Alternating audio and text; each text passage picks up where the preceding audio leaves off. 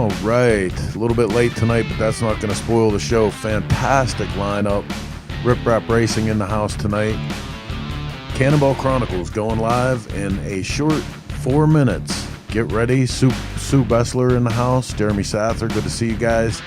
Keith Cardell, rider number 30. Good to see you here tonight, buddy. Terrence Kennedy, getting ready to go live. Grab a drink, kick back. Make sure you hit the like and share button. Get this out to everyone in the motorcycle universe so that we can all start to focus on something other than the 24-hour news cycle. Motorcycling just around the corner. All right, 3 minutes.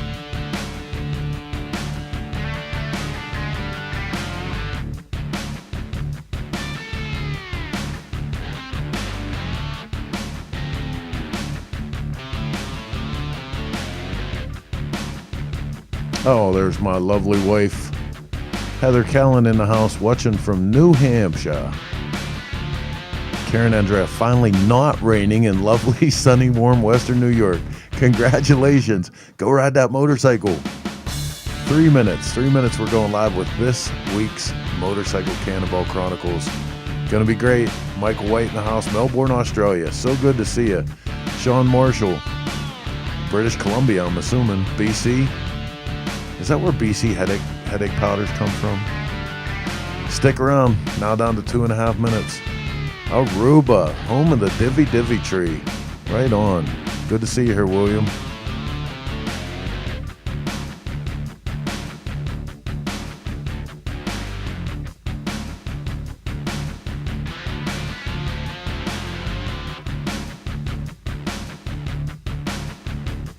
Chris Richardson in Arkansas.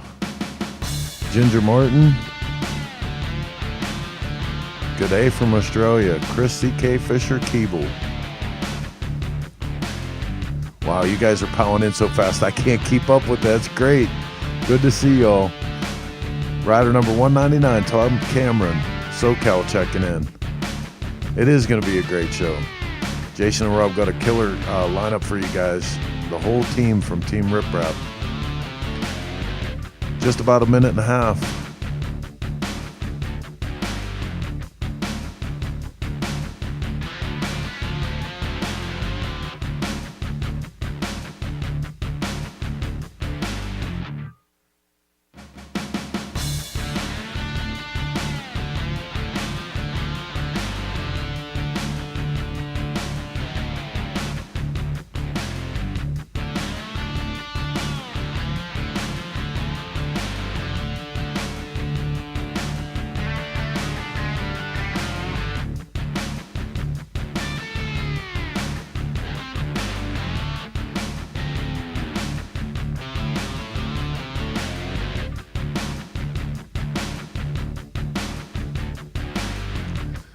All right, as we creep up to the 30-second mark, I want to thank you guys for tuning in.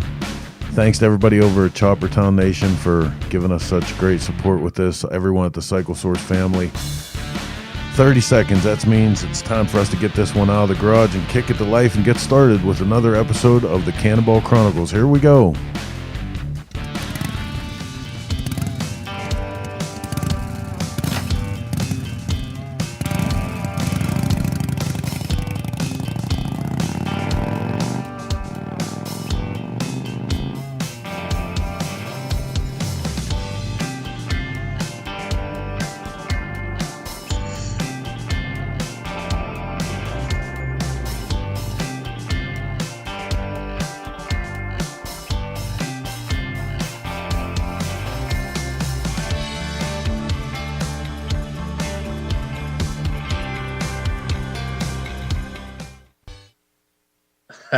Holy cow, can you believe it?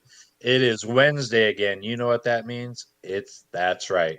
It's time for another episode, Cannonball Chronicles, coming to you live tonight via many social media platforms. We got a really, really good show for you guys tonight. Can't wait. Can you believe it's flipping November already? What do you think, Rob? Can you believe it? November, that means that's one more month gone away till the next Cannonball. So that's a good sign, right? Absolutely. I mean, it just seems like we were talking just a couple days ago. And it was just the beginning of October, right? It is. This last week is just absolutely flown by. Yeah. How's it going with the new house? Good? Good. Yeah. We're enjoying Arizona. Nice. 95 degrees today. Went Weather's on a good. nice little ride this weekend. On Sunday, we went up to Tortilla Flats. I actually got to go with a couple of Cannonball guys. TJ Jackson, which is a new Cannonball guy, which we'll have on the show here in just a few weeks. And then a Cannonball rider that rode in 2016, Paul Jacobson. So went with him and a couple of other guys and tooled up into the hills up in Arizona on a couple old bikes and blew off some steam, I guess you could say. Well, it's been cold here, so there ain't any riding going on, but it got a little bit warmer today, which was nice. And then I had Matt Miller come and help me out, which was really nice. One of your cross country chase guys and future cannonballer, and we had a nice day today, so it was all good. Heck yeah. So I want to apologize to everybody out there for coming on so late. I think it was Rob that got all mixed up with this time change the last week and got a little screwed up. So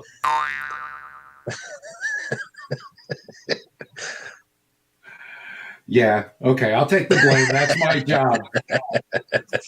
No, we had some technical difficulty.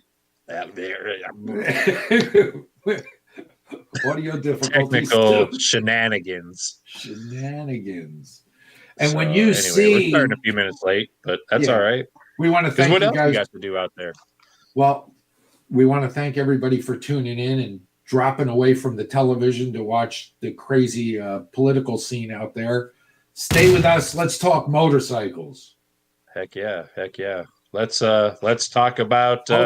Let me shut this light off. There we go. I think we should talk about. I got my cane and I'm going to hit you with it. So you watch yourself.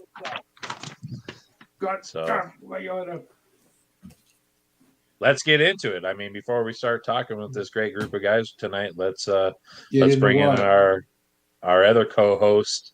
Let's get into what? What are we getting? 1,000 words. 1,000 words.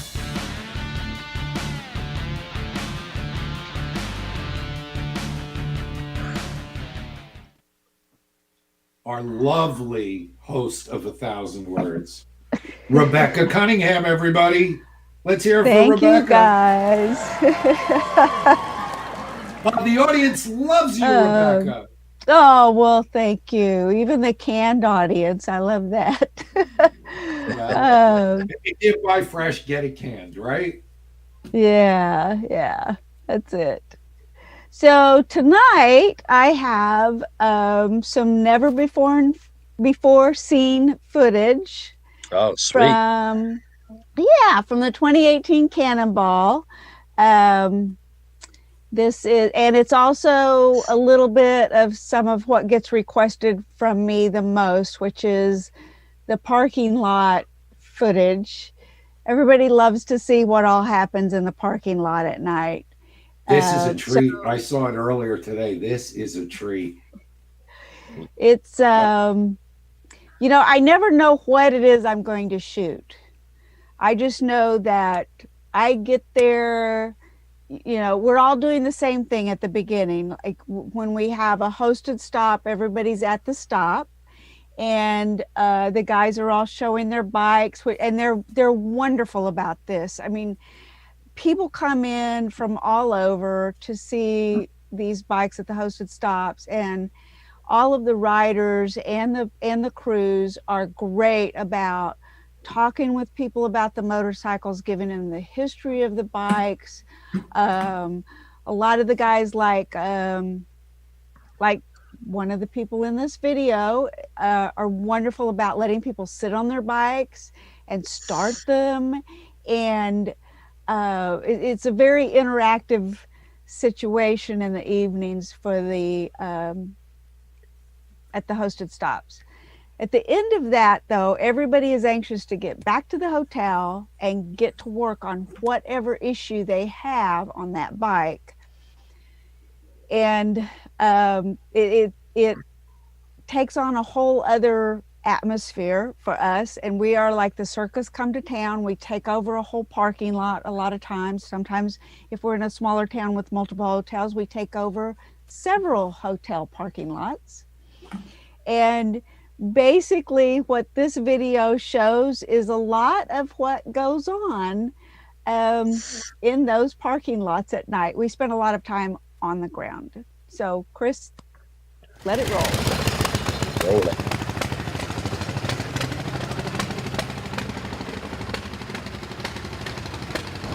I was being really nasty to him today, so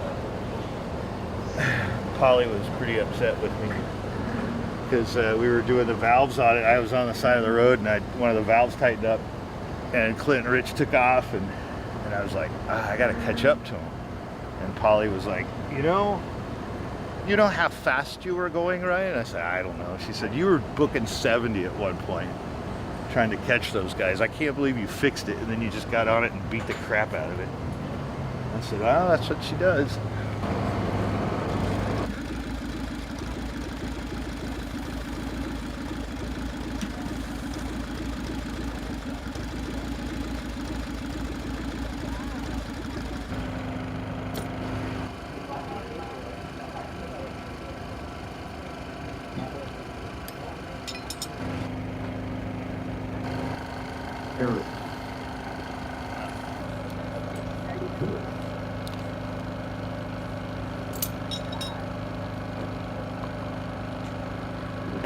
Well, we have that old 16 train. Yeah. Plus, I have too much oil. Too much oil going in the motor. In the motor, yeah. You can't slow that down. Yeah, I did. I put it on the shim. If you, I kind of don't like the way it feels. yeah, be careful of the battery steps right now. And that made an improvement. When I got on it, when we went to the lake, it was twitching all over the place. Yeah. I just finally got to it. That helped. Still feel that.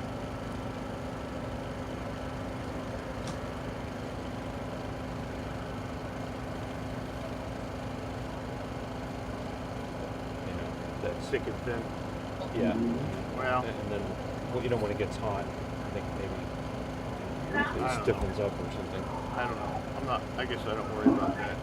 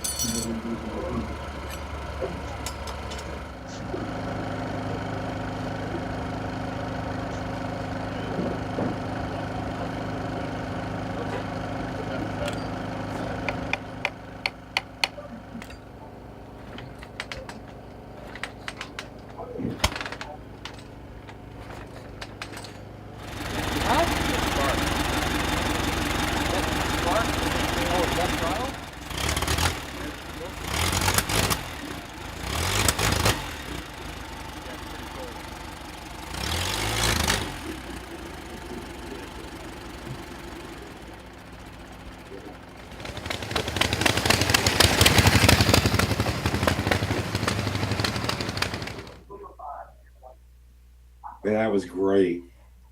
Oh, well, That was thanks, great. guys.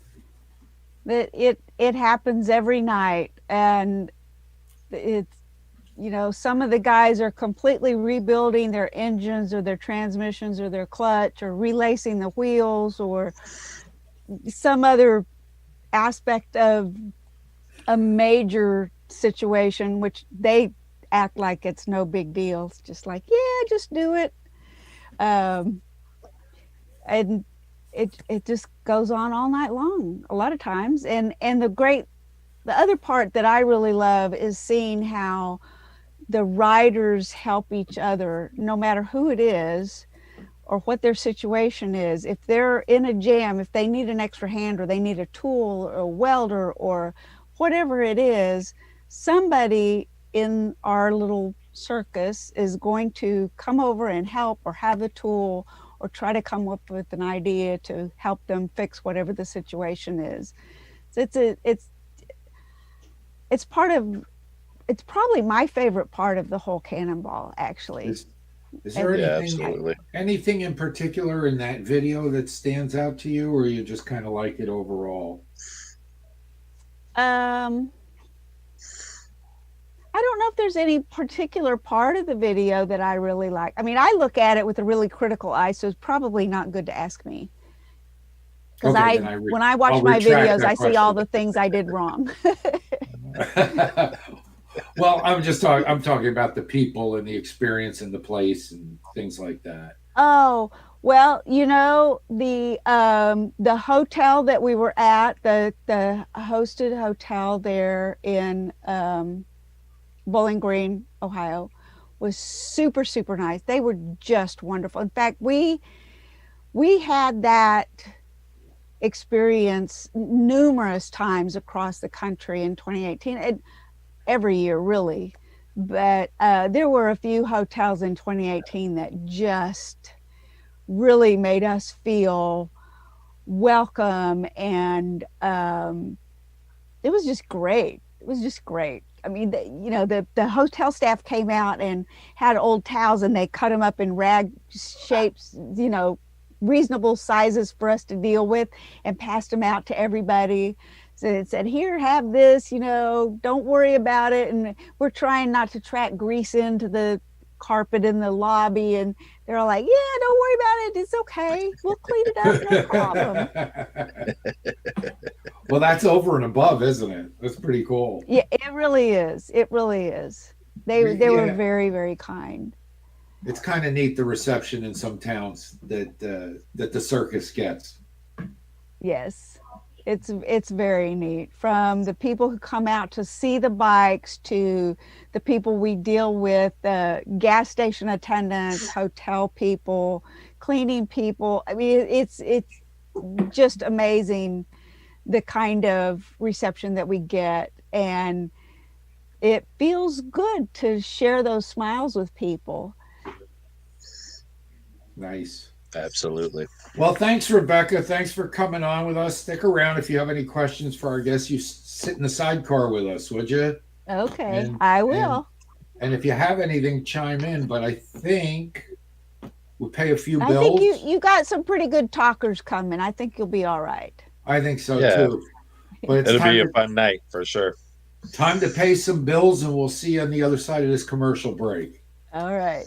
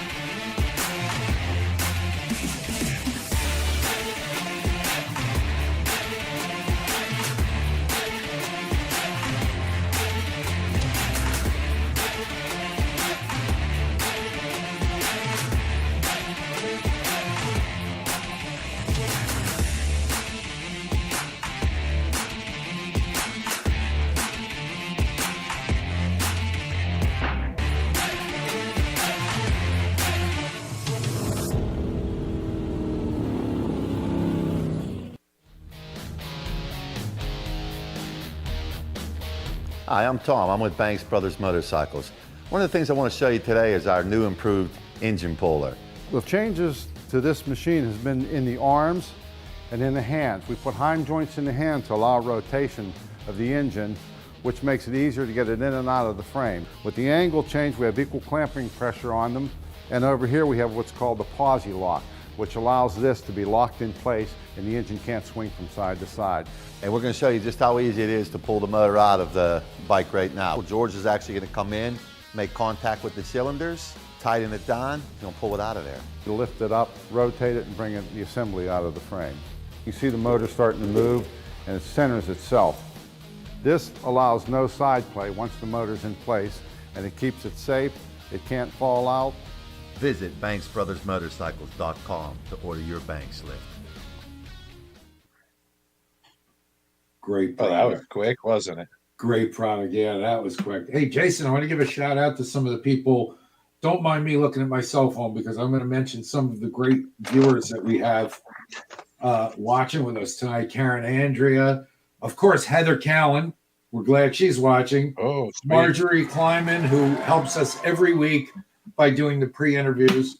David Crum, a regular viewer of ours. Ginger Martin, Tabby Masters. Let's see, some of our Cannonball people.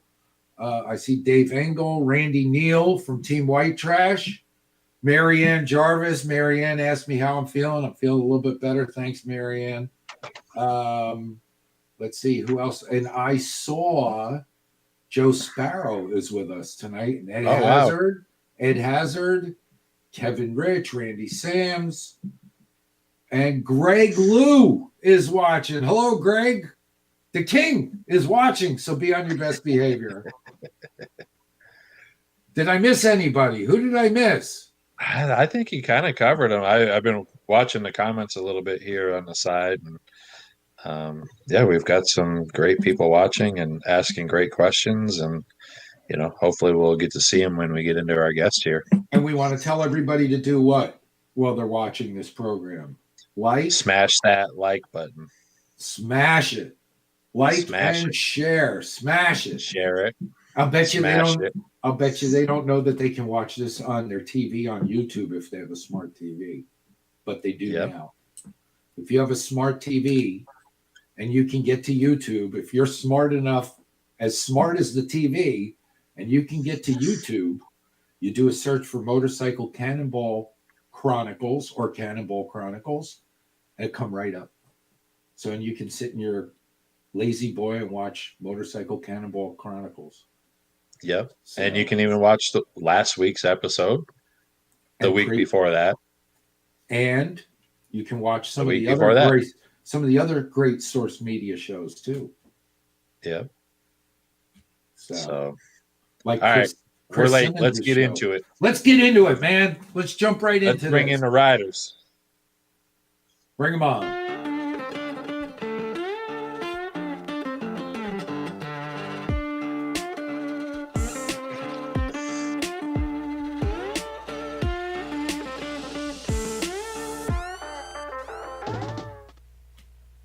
Well, hey, we finally got you guys on. We're a trifecta tonight. We do. So we got the Riprap Riders out of Dayton, Ohio. Brent Mayfield, Jason Wadinsky, and Shane Masters. What's going on, fellas? Hey, Jason, how you doing? Good. So you guys are coming from the Riprap tonight, huh? Yeah, we decided since the Riprap Roadhouse was a sponsor of the Riprap Riders, and we were supposed to be a stop for the 2020 Cannonball, 2019 Cannonball, 2020. 2020. It's been a long night. We decided to go ahead and film it here. I've got a 1920 Power Plus behind me. Oh, heck yeah. So I actually got the privilege to be there. I don't know, it's probably about a month ago now. A really, really great place. It's going to be just a killer location for a Cannonball stop. It's really, really historic. I mean, I can't remember the story off the top of my head, but it was built in like the 1800s, something like that. Tell us a little bit about it, would you? Yeah, the main bar is in a barn that was built in 1853, which is before Abraham Lincoln was president.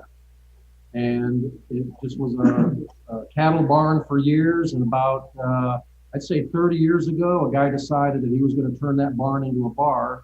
And then after that went away, somebody else came in and turned it into a place called Jackass Flats that shortly after they opened, they started having Wednesday bike night.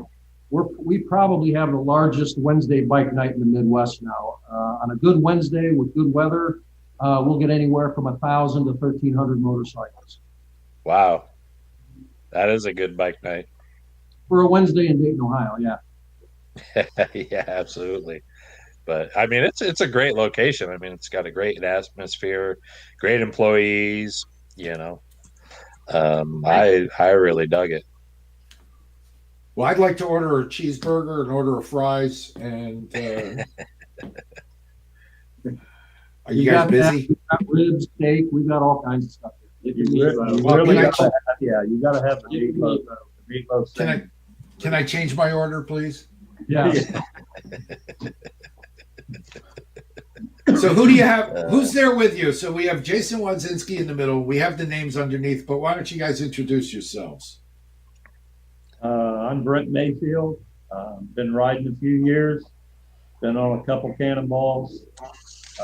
We got together, put a team together for the 18 cannonball, and we kind of hang out together. We belong to a club together. So that's me. So how did you guys get hooked up? Because Hold on, we got to get Shane in here. Hold on a second there. I'm Shane Masters, and Brent pretty much summed it up. But Okay, that's enough of that.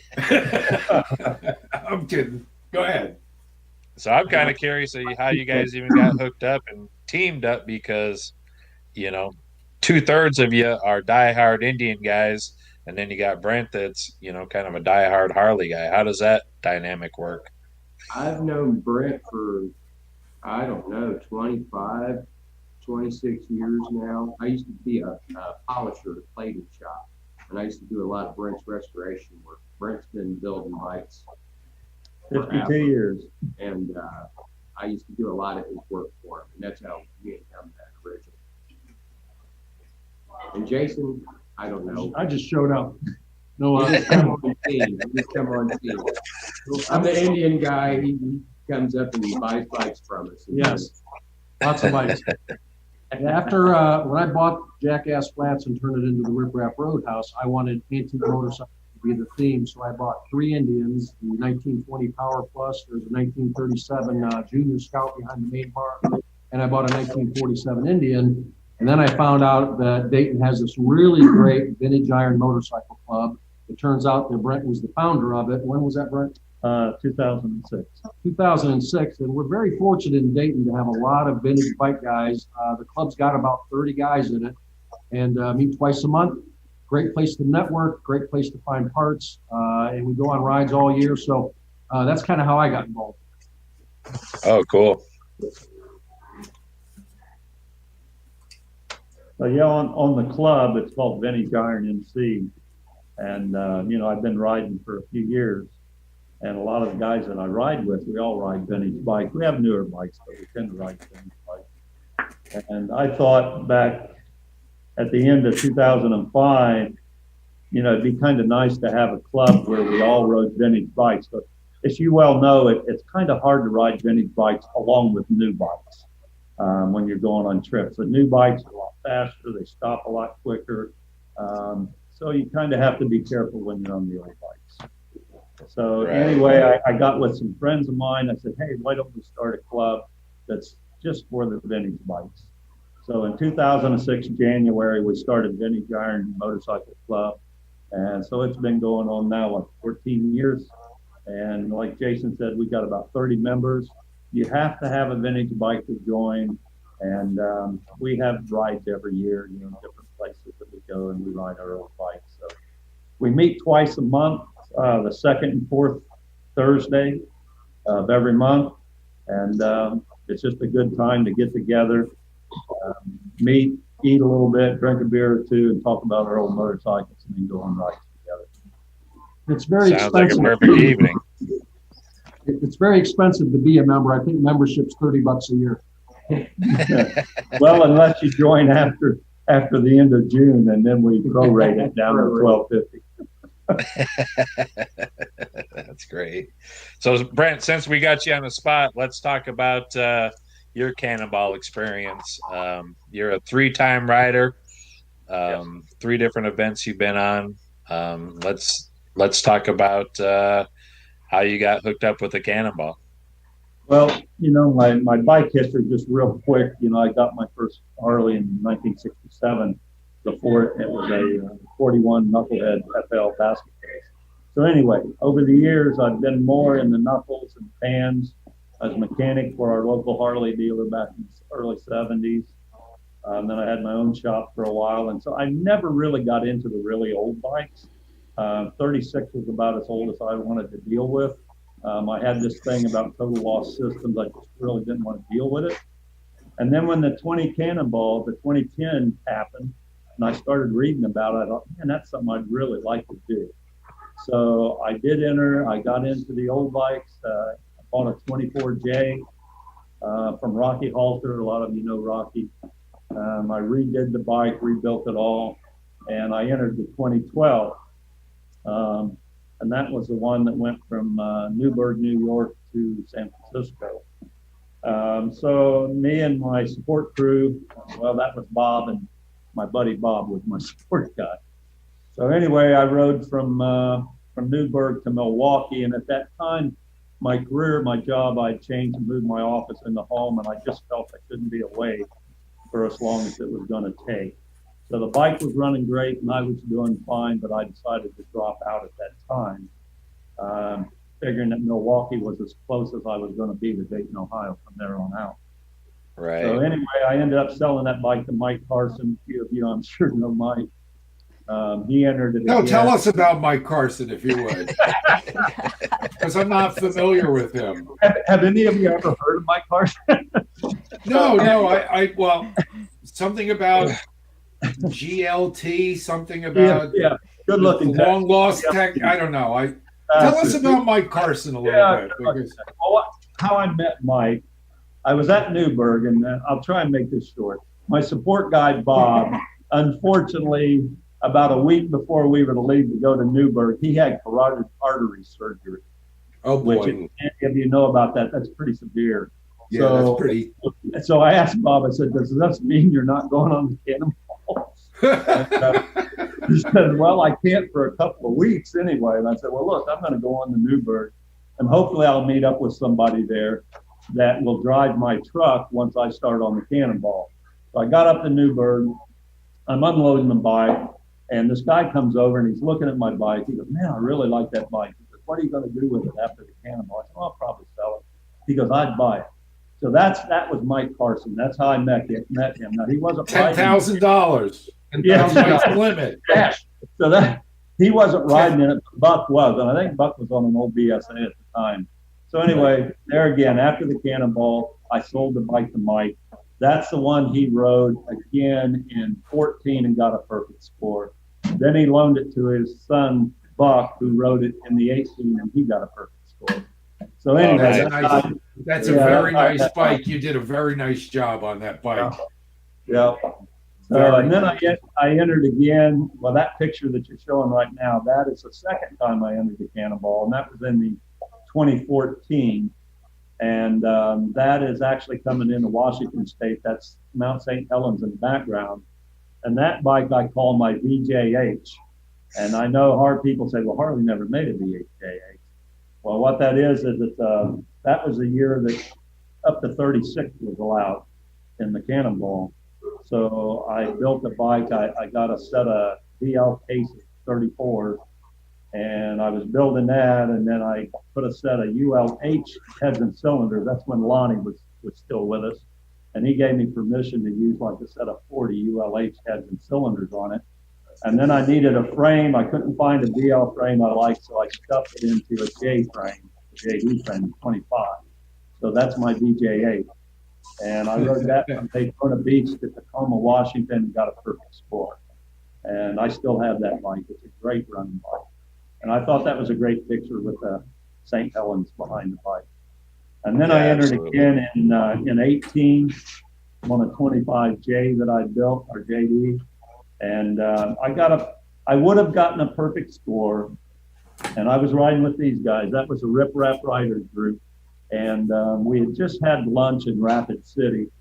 And we were pulling that long hill out of Rapid City, headed over to Sturgis, by way of Mount Rushmore. And all of a sudden the bike just quit. And long story short, again, it ended up being a set of broken points. So I ended up on the trailer of shame that day. And it cost me 88 miles. But other than that, I would have got a perfect score. So I've been in it 3 times, in 12, 14, and 18. God willing, my health holds out. I plan to do it at least one more time. Well, that Heck you know yeah. that just goes to show you that you can be as well prepared as anybody else in this thing, and there's a whole bunch of luck that's involved in competing in this event. I'm sure that those points were new when you started, and for whatever reason, dumb luck, you lost that. That's right. Not even Because I know how thorough you by the are. timers, to where I put later model type points and stuff in it. Probably if I'd have left the old original points, it wouldn't have happened. I'm not so sure about that.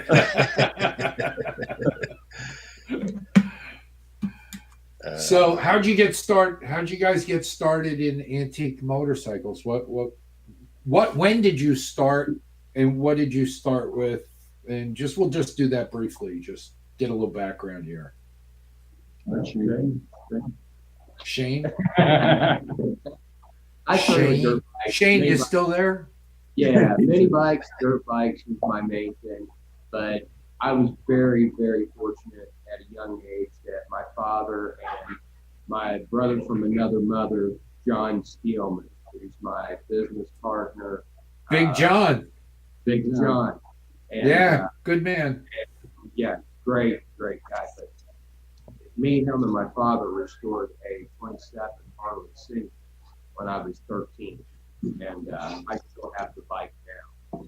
And but they drug me to swap meets and shit as a preteen and teenager. And it made me what I am today. Like I love these old bikes and everything about them. I build and restore Indians as my regular 9 to 5. And that's how I got it with those guys. Working with John Steelman. Yes. And what's the name of your company? Classic and custom parts and accessories. Great. And can people find you on the internet or anything like that? We're still in the process of getting everything squared away. Facebook page, for the anything like that? thing for the longest time. Now it's more, we're taking it more serious now. And but that's what I do. Very cool. Awesome. All right. Same question for Jason. Same. I rode mini bikes as a kid, and I just started I have a software company, and I just started it, and I ended up laying down a Suzuki 750 in the rain, and I limped it home, and I decided, I want to see how this business does, and I think I want to have kids someday, so I put riding on the back burner for 25 years. And as far as getting into the old bikes, when I started my company, it was behind the Dairy Queen and this other building, and in that building was an electrician shop. Turns out it was Steelman's. So I go over there and I see these old Indians, and John's father, Ray, is a great guy. Of course, they've been flipping bikes for 30, 40 years. I asked Ray, I said, well, I don't really know much about old bikes, so what kind of warranty do I get? And he says, well, I go to bed about 8 o'clock tonight. That's your warranty. So if you have a problem between now and 8 o'clock tonight, I'll help you out. But I couldn't afford it back then, was just started a business. So again, when I bought this place, I knew it would be vintage motorcycles. I've always loved the Indians. I've got 8 of them now, and 3 vintage Harleys. So I'm trying to get caught up with these other guys as far as miles and riding and stuff. So I did the 2018 Cannonball on a 24 Indian Big Chief, got a perfect score along with Shane. And when Brent broke down, we made a mistake of hanging out a little too long. We're helping him try to chase down a coil, and I think Brent had a spare set of points on them, but they looked fine, so we didn't even look at that. But we put it off so long that I got to see Mount Rushmore for about 10 seconds as Shane and I are blowing past it at about 80 miles an hour. Yeah.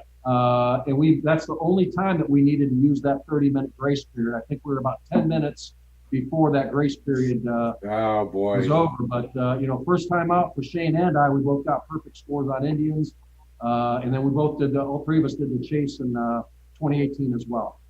2019. 2019. I'm losing. So That's an interesting point you also brought up about the Cannonball is that, okay, so you get to go to this great place called Mount Rushmore if you've never been there, right? So, and there was time allotted for the riders to stop and wander around and see Mount Rushmore and whatnot. But due to your adverse circumstances, you got to see Mount Rushmore, but you didn't get to visit Mount Rushmore. Is that correct? Yeah, we were probably doing 70, 75. And, Brent, his credit was trying to tell us that, hey, hit the road. When that last sweep truck came up there, we knew we were pretty much at the end. But being that, we're a team. They told us, you guys, that. Oh, yeah, they warned us. But, we're a team, and Brent, anything we could have done at the time to try to help Brent get back on the road, we were going to do that. And we made it anyway. So, but yeah, I ended up having to go back to see Mount Rushmore just because the first time it was 10 seconds looking over my shoulder.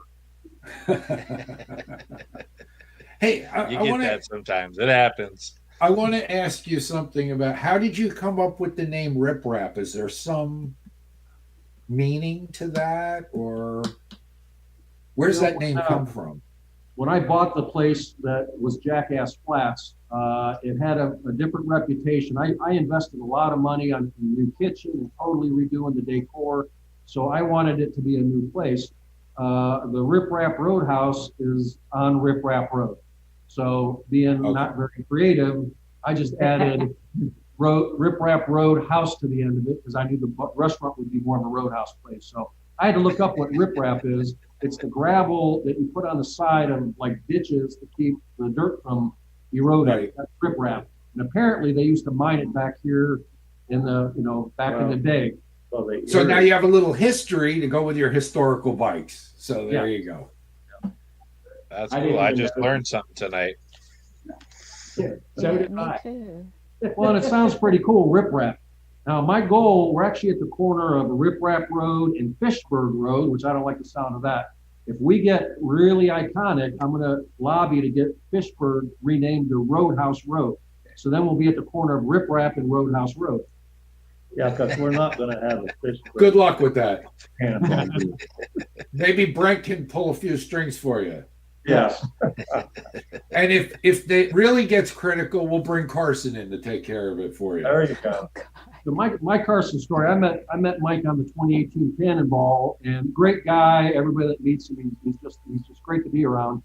And I heard about. I was invited to do this Australian Tasmania vintage Indian motorcycle run, and I just sent Mike a message. I said, "Hey Mike, we got this Tasmania road run for old bikes coming up. You in?" He says, "When is it?" And I told him. He says, "Sign me up."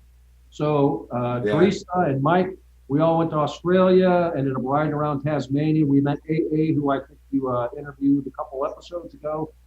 Just a great group of people, but that's probably one of the best rides I've ever been on. Is that just riding And you know what? I saw some pictures from that ride. Mike Carson looks great in a dress. Yeah.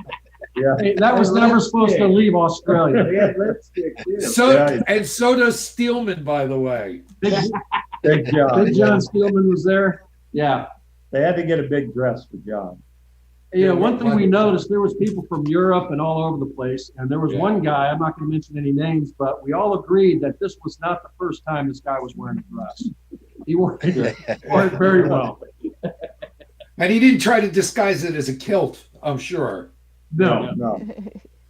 So, but a lot of this is due to the Cannonball that you guys know each other. Is that not correct, or am I assuming that, or what? Absolutely. Now, the Cannonballs brought a lot of us together. Some people that we already knew, and then a lot of new people.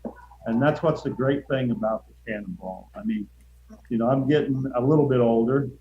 And it's the first thing that I've really done that everybody kind of has a like mind. Some of the guys are younger, but the majority of them are a little bit older. And you're doing this because of your love for the old motorcycles. I don't just go out and ride a whole lot anymore. It used to be, hey, let's go ride over to the park and do this and do that. And I don't. But the Cannonball's totally different. I mean, I'm up for that.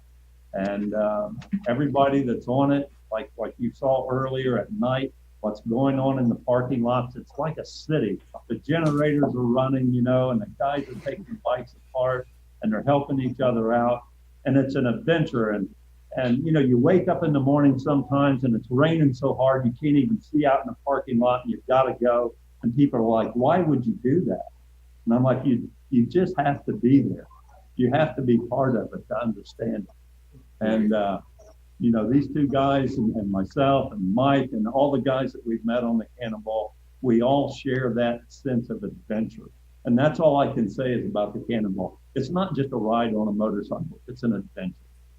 Absolutely. I got a question for Jason Wodzinski. What can you tell me about preparing for stuck valves? Did you catch it? I don't think I had any stuck valves. It's something about the cross country chase. There's. Oh, that's Oh, no, that was Shane. That's me. Oh, that was Shane. Okay, Shane. my mistake. Let me start that over. Chris Callan, can we cut that and edit it? Oh no, this is live. No. Shane, what can you tell me about stuck valves?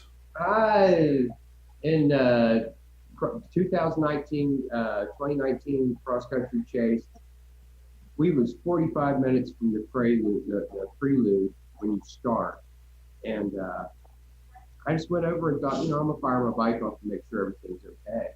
And I went over there and fired it up, and it was just beaten to a completely different drum than what it normally does. And I putted it around and came back, and it just didn't seem like it wanted to clear out. Nothing was working right. And I checked the valves, or I didn't check the valves. I thought it was the electronic ignition is what it was. I converted some points to electronic. So I immediately pointed a finger at that's what it was. So I swapped out the electronics and tried again, same issue, same problem, missing and popping. And so I go to check valve lash, and I had broke the valve spring 45 minutes before the start of the race. And so I got to experience, you know, with both sides of it, getting to do a cannonball and finish with a perfect score, and then go into the cross-country chase with a bike that I've got almost 2,000 miles on that's been a proven just runner, you know, and no problems at all. And there I am at the starting line with a broken bike, and I got to watch everybody else leave. And oh my God! I took the starting line bummed out, you know. And see the guy in the background? That guy in the background, that was my mentor. That's John Basham, little John Basham. And you probably have some other pictures of my. Yeah, let's roll through some photos if we can. But, see what we got. That guy helped me build the motor. He helped me build the motor that was in my Cannonball bike. And that was my mentor. He taught me a lot of stuff. And I think some of the stuff that he taught me helped me end up fixing the bike. But there, when I broke on the chase, I ended up going to a friend of ours, Jim Summers, and went to Jim and Nancy Summers' house and yanked the cylinder off of it, replaced the valve in the spring, and I got back in the race the next day. And they ended up letting me collect points. I was out of the race, but I was able to collect points. And I had a few good days that the bike ran really good. And then I had a clutch nut back off, the clutch basket. And when it did that, it just wreaked havoc. It broke my generator, idler gear. And so I had no way of charging my batteries. I was running total loss battery. And it got pretty bad. I'd have to swap that. I was hauling 6 batteries with me at one point. Wow. I'd pull over and swap a battery, and then I would have to play catch up to catch up with everybody. Well, the harder I got on it, the more power it drew. And the electronic ignition drew more amps than my points would. So it was just, I was damned if I do, damned if I don't, you know. And, How many days were you on the sweep truck? Shut up. I was on the sweep truck quite a few times. Made friends with the guys. Got to meet quite a few other riders due to that. I don't know, but at that time, it was the greatest time. You know what I mean? I never was bummed out or pissed off. And, you know, it was just the opportunity to show that, hey, look, you know, I could fix my shit. I'm going to make it to Key West, and I did. Yeah, that turned into the goal. You know, I didn't care. Shane had a lot of problems, but the goal was just to cross the line. If I had to rebuild the damn motor overnight, it didn't matter. I was giving. And what was that nut you had? We tracked this nut down in Florida, and what 3 or 4 people did handoffs to get it to Shane. It came from Daytona to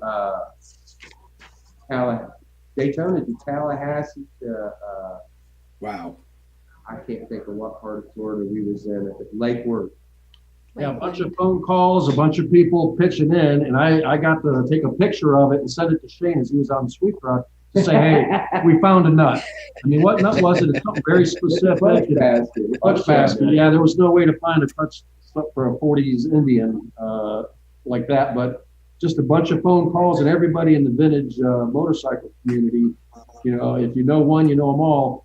And after the 18 Cannonball, I jumped on my 53 Indian, and I was going to ride back from Portland, Oregon, back to Dayton, Ohio. Went through Death Valley, which I would never do again by myself. But I ended up breaking down in Kansas, and a couple of phone calls and a couple of old former Cannonball guys rescued me. So, I mean, it really is a very tight community. Speaking of a tight community, the host, number 89, Cannonball number 89, Chris Simmons, host of Coast to Coast here on Source Media, wants to know, how'd you guys do on the chase, the quiz on the chase? Well, it was apparently that's a very specific and I was out of the point, so I didn't give a shit about the test. The test really, if they did that on the Cannonball, it would ruin it. You mean when they do it on the Cannonball? What? I don't give a shit what year that bridge was built. You know, how many tracks I crossed. I don't count that. I'm watching a map. I'm watching my mileage. I'm listening to my motor. Who's got time to look for, you know, population of a town or whatever? Name of the river. Shit, you know? Hey, Jason, I think it's safe to put Shane down as a no on the quiz. The motorcycle question. Yeah, don't sugarcoat it, Shane. Tell us. Yeah, really, tell us what you really. That's what I'm real here, okay? And the motorcycle questions, I think I did good on, but the other stuff, yeah, I had no idea. And then there was plenty of stops where we pulled in, and I was like, you know what? I ain't in the points. Screw this test. So I didn't take them. You know, but I didn't do bad. I think my claim to fame is the very first day I scored 0 out of 10, and one of the questions was, how do you spell Sault Ste. Marie? And we were just there for 3 days, and I missed that one. I'm not a fan of the quiz either. Yeah. Well, a lot of them they were even on your badge. You could have just looked at your badge and seen, oh, yeah, that would have been cheating. Yeah, you guys didn't know everybody about that. It's right on your badge. It didn't have nothing to do with riding motorcycles or any of it, you know. Sometimes it's just as obvious as the nose on your face. That is so funny. It's right on your badge. I think in some ways the chase is more challenging just because you don't have any support people, you don't have support vehicles, and everything you need has to be on the bike. I think it made people work even closer together. But I really enjoyed the chase. It was more miles, newer bikes. My 47 Chief did very, very well. I had one issue. It's making a funny noise.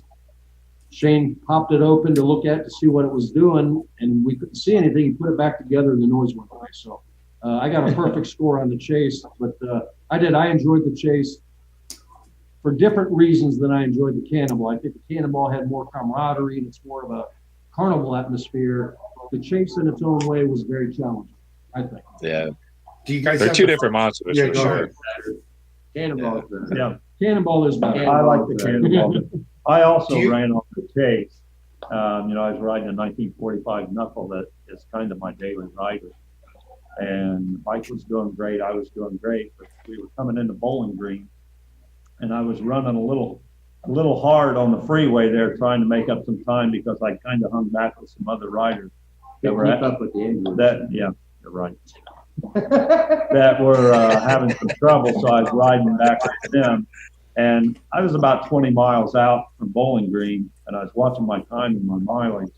And I'm like, I'm going to have to step it up if I'm going to make it. So I told the guys, I'm going to go ahead and go forward. So I was running along, 70, 75 mile an hour constant on the freeway. And I felt the bike give a little shudder. And as soon as it did that, I knew what it had done. So I slowed down. I made it on in. I had 4 minutes to spare. I let the bike cool down, and I went to fire it up after it cooled down. And sure enough, I could hear that little ticking sound that I'm familiar with. And I had galled it a piston. I hadn't pulled a piston or nothing, and it still ran fine.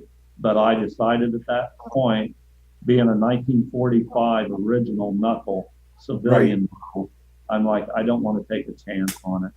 So I dropped out. Yeah. And when I pulled the motor apart, when I got it home, I pulled the motor apart. The front cylinder was fine. The rear one it looked like a snowstorm inside. So what had happened, I got an intake leak on the rear cylinder. And I was running, about 75 mile an hour constant. Right. And it overheated that rear piston and galled it. I fixed it since then. It's ready to go again. Hey, Brent, what'd you pay for your first knucklehead? I was a senior in high school. It's a short story. I was a senior in high school, and I wanted a motorcycle. My father, my aunts, my uncles, everybody rode motorcycles. And when I was a kid, 10, 12, 13 years old, I'd sit around and listen to all the guys talk, my dad's friends, and everybody was riding either Harleys or BMWs. The younger guys in his group was riding Triumphs and BSA. And I heard how fast they were, and all I heard about the Harleys were they rattled and shook a lot, and they leaked a lot of oil. They're hard to start, and parts fell off. And I thought, well, I don't want a Harley. I want a Triumph. Well, I didn't have enough money to buy a Triumph, and I was talking to a buddy of mine, Chuck Foster, actually, and he said, Brent, you got to remember, we're seniors in high school. He says, I won a bike in a poker game last weekend. He goes, it's an old Harley of some time, and it's all in pieces. He goes, if you want it, I'll sell it to you. So I went and looked at it. Turned out, I didn't know much about Harleys. Turned out it was a 41 FL knuckle. And he goes, $80. It was a complete bike, sheet metal and everything, but it was all in pieces. So I bought it, took it home, started cleaning the motor up, taking it apart, had a big crack in the crankcase running from the serial number around behind the generator. I called Chuck back and told him, he said, well, bring it back. I'll give you your $80 back. He goes, or I'll give you $30 back and you can keep it. So my first knucklehead was $50. That's wow. I got it together. My plan was I'll get it together, get it running, I'll sell it and buy a Triumph. I never did buy a Triumph until about So I've always rode Harleys. I was a mechanic for Harleys for a while. I love all motorcycles, don't get me wrong. I've had quite a few Indians. I've still got one Indian left that I've owned for 49 years. I've got a 1944 cylinder Indian I'm the third owner on. And I bought that in 1971. I just moved back. I went to California for a while, and I was building choppers back then. And I sold my chopper to a guy out in LA. That's when, Easy Rider just started, and they were on San Fernando Boulevard. That's when Mighty Milk Electric Bob was kind of running the place. And, that's me in the front, or not the front bike, but front picture. On your Sportster. No, that's the Sportster. That's Kenny Anderson on the Sportster, on the Shovelhead. And that bike, I was working for the Harley dealer at that time in 72, and I rode a panhead in that I just built. It's in a jammer frame, had a CCW front end, a Columbus Custom front end. And the owner of the Harley shop loved it so much, I'd been talking about getting a new bike. I'd never had a new bike. So I traded my chopper in for a brand new Super Glide, a 73 that was on the floor. And title for title, no money changed hands. I rode it 300 miles and didn't like it. It was my first swing arm bike. I'd always rode rigid. So I pulled the motor and tranny out and sold the whole rolling chassis. And then that was a 57 frame that I cut off at the seat post and down at the sidecar loops and stretched it out. That's a 25 over CCW front end on it. So I made a new chopper out of that brand new motorcycle. I rode that a lot. I understand you have motorcycles from A to Z. What is that, like 26 bikes? Well, I'd say I've owned from A to Z. I've had Ariel Square 4s, and I've had Zundops K601s. So that's A to Z and everything in between. Like I said, BSAs, Triumphs, BMWs. Bull Taco, don't forget Bull Taco there. We're Bull Taco brothers, right? Yep. I've had them all, and even had a Victoria Burgermeister, if you guys know what that is. I've never heard of that. Yeah, it's a little opposed twin, or not opposed, but it's kind of like a Moto Goofy. The cylinders stick out the side and it's a shaft drive. And they're only like 250cc. Beautiful little bike. But you got better since then, right? Got what? You got better since then. They found a cure for that. Yeah, well, Harleys have always been my main focus. And I try to build one, about one a year. It's just a hobby. It's not been my career, but it's what I really enjoy doing. Huh. There you go. So what are you working on now? What's on the lift? Right now, honestly, I'm working on a bike that I sold to Mike Carson that he ran in the 18 Cannonballs when he was on that he wrecked and broke his shoulder. Oh, there's a Victoria. That's a Burgermeister. Yep. So anyway, he had a valve seat. The rear cylinder on that motor when I built it, I had a cracked valve seat in it. So we put in actually a knucklehead seat in it. And the bike run great and so on, but the seat had come loose. And while these guys were Shane was down in Texas a couple of months ago, and Mike asked if he could bring the bike back and I could work on it. So right now it's in my little home shop. I pulled the motor out about a week ago, pulled the cylinders off. I'm in the process of fixing that bike for Mike. And as soon as that's done, I've got another knucklehead that I'm wanting to build this winter and have it ready for springtime I'm toying between a bobber and kind of a restoration. It's not a complete original bike. It's got aftermarket sheet metal on it, so I don't mind changing it around. But I may do a bobber out of it. Oh, cool. So let's move over to Jason. Jason, what are you doing to get prepared for now, which will be the 2021 Cannonball? Are you working on anything? Are you got any plans? I plan on riding the same bike I rode in 2018 just because, A, it did so well, and I spent so much money on it. I think I need 3 Cannonballs just to justify the investment. It's a very expensive bike. But, I don't really wrench. I'm learning how to wrench, and I'm getting a little bit better at it. But, as far as if I need anything major done, I take it to James Solberg or Shane or just one of the guys around here. I'm more of a rider and I guess kind of a collector as I keep buying bikes. But I'm learning as I go along. I'm trying to learn what I can fix on the road myself. And I'm getting better, and I actually really enjoy it. You are getting better. Thank you, Brent. So what's next? So what's next on the bike list then? What are you looking for? Well, I actually what are you chasing? I looked at a 44 Indian today, actually, that's looking pretty good. And I'd like to get a Triumph too. Somebody told me when I was a teenager that, late 60s Triumph was the best riding bike ever made. I don't know if that's true or not. It doesn't even matter, but that's always stuck in my head. So, I'm looking, I've got 3 old Harleys. I'd like to get some more. I'm looking for a JD just because I want one of all of the different major motor types. I've got a pan, I've got a knuckle, I've got a flat. I need a shovel, and a JD is what I'm looking for. So, and everybody's got a shovel, and you don't have a shovel. Yeah, everybody's got a shovel, and I don't have one, so I feel left out.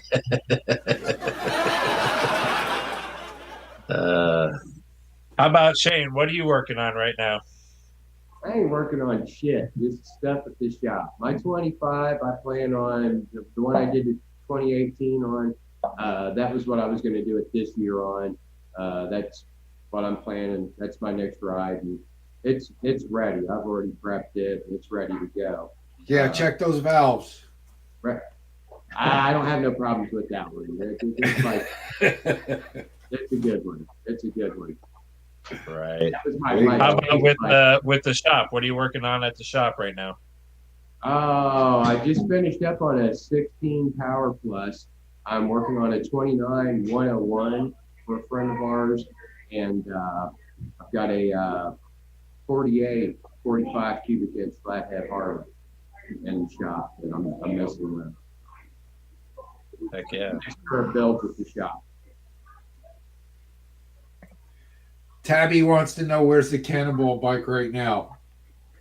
Oh, my Cannonball bike currently, it's spent, and this is stuck. This whole summer, my Cannonball bike has been at the Wheels 3 times.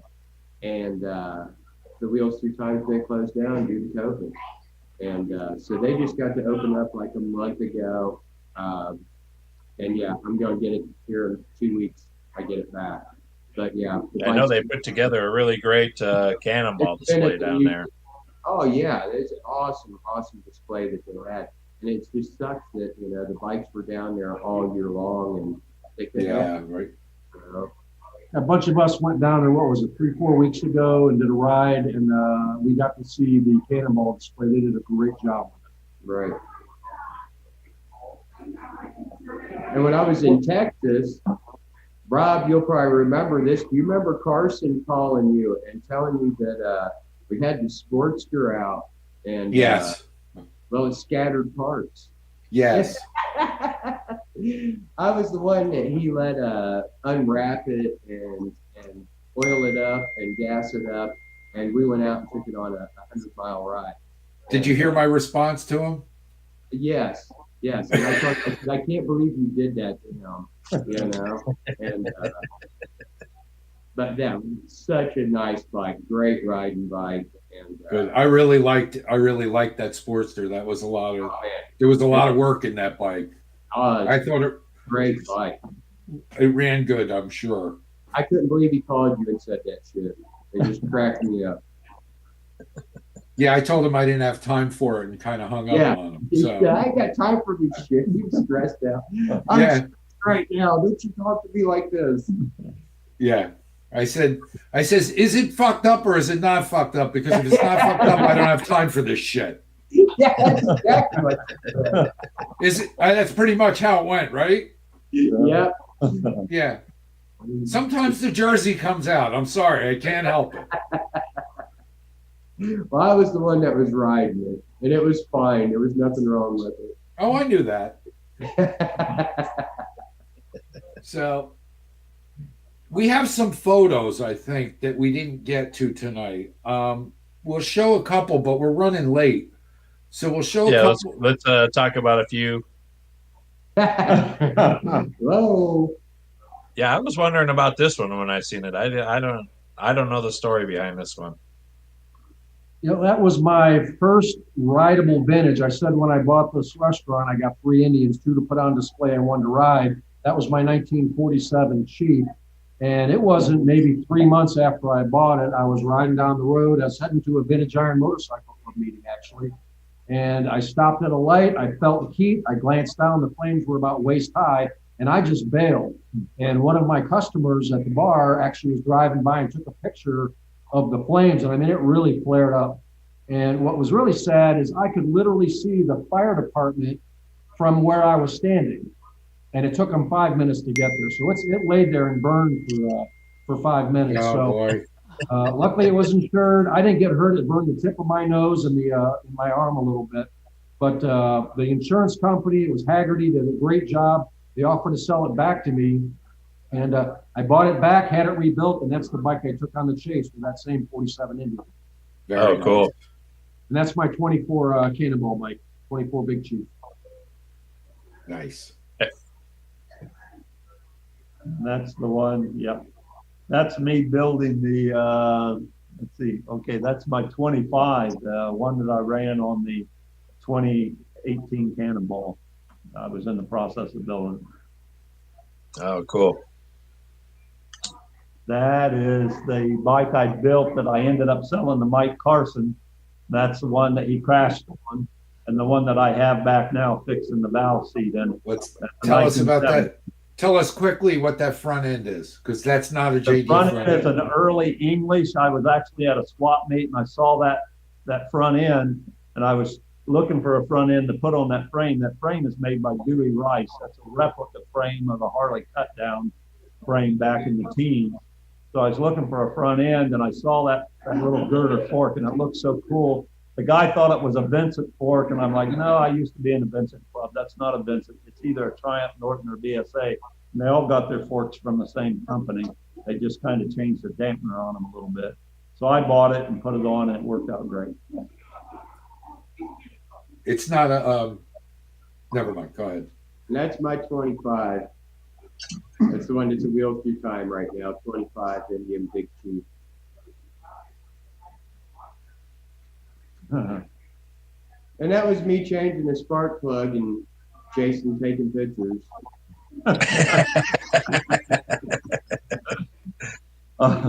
That's Shane and me. I'm on my 25 there. I don't know where it's at, but I always can tell my bike, if you look at the windshield, it's got that black stripe. I call it my racing stripe. Really what it is Gorilla Tape, because I did have a little incident where I laid the bike down and broke my windshield off, and I was going to have to find another windshield, and Shane said, hey, I got some Gorilla Tape, and I taped it on. It went in that way the rest of the Cannonball. Hey, Matt Miller has a comment about the bike that was on fire. Matt wanted to say hi, and he says that's cool that you were able to save that bike, Jason. Yeah, it's still my favorite bike to this day because, it tried to kill me once and it couldn't. So I tell everybody, if it catches on fire again, I'm going to give it one more chance after that, and then we're done. And it's already done. And I got a perfect score on the chase with that same bike. So it is definitely my favorite bike. There we are to start. Yeah, we're at the start there on the 18th. There it is, the trifecta again. Yep. Yeah. Hey, by the way, Jason, I'm glad you do points or the place on the Cannonball based on the year of the bike and then the age of the rider, because Buck Carson was also on a 1924, but he was on a Harley. We both got a perfect score in 18, but because I'm older than Buck, I came in one position before him. So every time I see Buck, I say, hey, Buck, what position did you come in on the Cannonball? I don't remember. Because I'm came in one before him. Are you saying that our good friends, the Carsons, are competitive? Just a little bit. And that's where I lose it, because Mike and I he turned 71 in September. I'll be 71 in 2 weeks.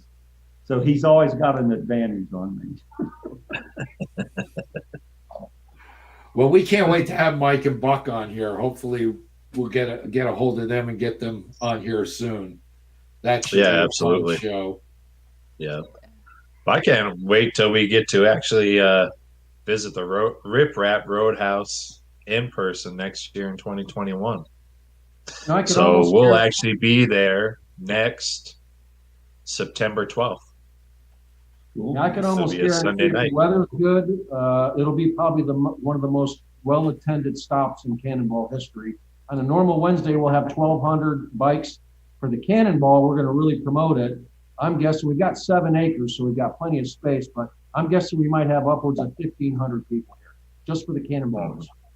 Excellent. That's awesome. It'll be wonderful. Well, I know we're looking Rebecca. forward to seeing you guys again. I want to thank you guys for coming on the show tonight. Great time. Wish we had a little bit more time to sit and chat. We'll definitely, before the Cannonball comes, make sure that we have you guys on again and see what's happening in the Dayton, Ohio area. Hopefully, I'll be there in person to do an interview and do some filming.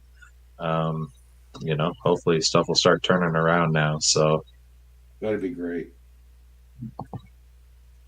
Great. Thanks, guys. Thank you, guys. Thanks a lot. And I just want to thank everybody who tuned in tonight. This has been a lot of fun. You guys were a lot of fun tonight, and I think we had a pretty good audience considering what's all going on in the world these days. Jason, are you still with us? I'm still here. I just had to switch cameras. My other camera died, so okay, I'm on the backup. All right. So I thought I had to do the close on my own here. Well, you can. Well, I do want to mention one thing, and that's the night before Thanksgiving, we won't be on the air, but we'll be That's right. hopefully back the week after that. Absolutely will be. So we'll be taking that night off. I don't really have much more to say. I'm exhausted. I just want to thank the Banks Gas Service for sponsoring our show, and our other great sponsors that we have, but especially to the Banks brothers for everything that they do. All those people up in the top corner of your screen in that logo roll, we want to thank all of them for their contribution. Jim's, as always, has been great to us, and and of course we can't do it without the Source Media guys. Those Source Media guys, they're tops. Chris Callan, you want to join us for a minute and tell us a little bit about Source Media? Oh, I'm here. You guys are too nice. You're too nice. Can we see you? We want to see you, Chris. Chris the engineer. Yay. That's our executive producer right there. I know we could do better, but we like him. I'm just a grip. I don't want to tell you what I'm gripping right now, but well, those who know grips, we refer to them as stupid grips. But anyway, that's an inside story. Anyway, go ahead. Yeah, man, Source Media is, I mean, it's something that's come along. You know, the magazine behind it is Cycle Source Magazine, 25 years of doing that. And we got hip to digital media and digital entertainment a long time ago. And really, we've been doing Shop Talk, the flagship show of this whole group, for almost 5 years now.